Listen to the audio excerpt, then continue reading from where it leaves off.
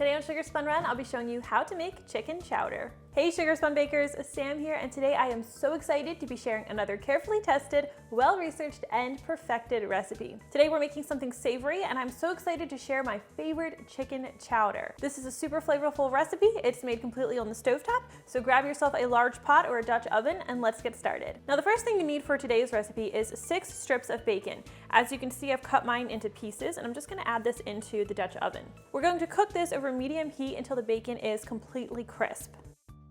Now once your bacon is crisped and cooked through, we're going to remove it to a paper towel lined plate, and we're going to set that aside. Now we're going to want to drain all but about 2 tablespoons of bacon grease, and you can just eyeball this, it doesn't have to be exact.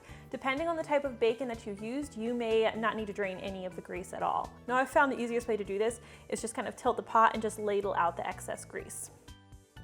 Okay, so I have about 2 tablespoons of bacon grease left in the pot. This is great. We are going to be building our chicken chowder on this bacon grease base, which is going to make it taste absolutely amazing. You're really going to love it. But we are also going to need to add some butter. We're going to add 3 tablespoons of unsalted butter to the pot, and we're going to let that melt. Now once that's melted, we're going to add 1 medium yellow onion. You can see this is nicely chopped.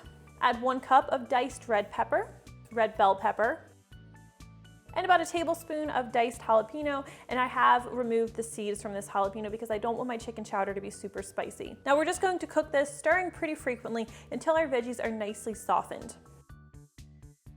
Once they're softened, we're going to add in 1 heaping tablespoon of minced garlic, and we're just going to cook that until it's nice and fragrant. This usually takes about 30 seconds. Next, we're going to add in 1/4 cup of all-purpose flour, and we're going to stir this in until it's completely absorbed. Now once all the flour is absorbed, we're going to continue to cook this for about another 30 seconds.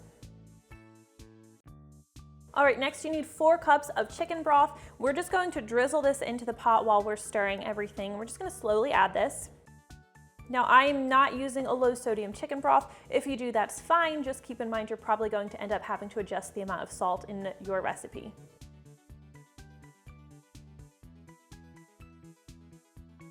We're also going to be adding 1 cup of water, 1 cup of milk, and 1 cup of heavy cream. And next we'll add our potatoes. So today I am using gold potatoes. They have a nice thin skin, so I'm not peeling the skin off, and I've cut these into about 1-inch pieces. I'm gonna add these into the pot. We're also going to be adding 1 pound of chicken breast. You can just drop those right in there. And 2.5 cups of corn. I'm using frozen corn today, but if you can get some of that sweet summer corn and cut it right off the cob, that is even better. And oh my gosh, I forgot to add my spices. Normally I like to add these right after my flour, but we're going to add them right now, and that's going to be fine. You need a teaspoon of salt. This is just table salt. 3/4 teaspoon of smoked paprika, which adds such a nice flavor to this soup. A 1/2 teaspoon of ground mustard, which again really balances the flavor, and 3/4 teaspoon of black pepper, and we'll stir these spices in until everything's nicely combined. All right, now we're going to bring everything to a boil, and we're just going to cook this until the chicken is cooked through and until the potatoes are nice and soft and tender when pierced with a fork. All right, my potatoes are pretty tender and my chicken is cooked through. So what I'm going to do now is I'm going to remove the chicken onto a plate.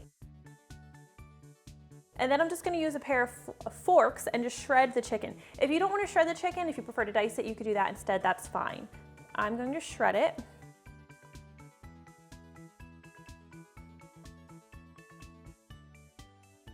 And we're not going to add this back to the pot yet, we're just going to set it aside. All right, now we're going to puree about half of the soup, which is going to give it a really lovely, nice, thick texture. Now, if you have a blender, you can take some of the soup out, take about half of the soup out, puree it in batches, and then return to the pot. But if you have an immersion blender, this is the time for your immersion blender to shine. I love this, I use it all the time. I will make sure to link to it in the recipe description, but I'm just going to use this to puree about half the soup.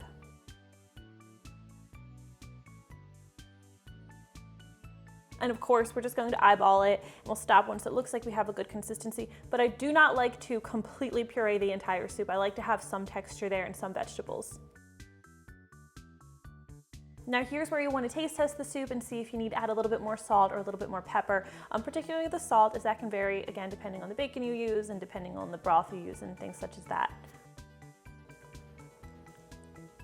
So this is pretty much perfect. Lucked out this time, so I'm not going to be adding any more salt, but always taste test yours. And if it tastes a little bit bland, it usually just needs a little bit more salt. All right, so now we're going to take our chicken and now we will add this back into the pot and we'll stir that in.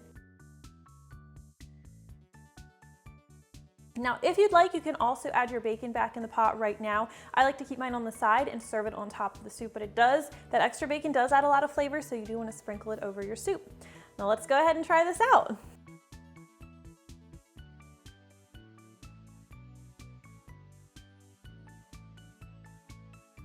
And of course, we can't forget that bacon.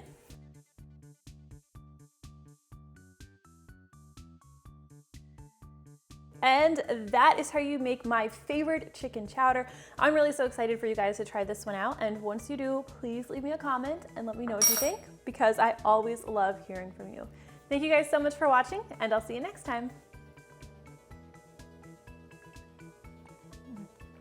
It's hot, but it's really good.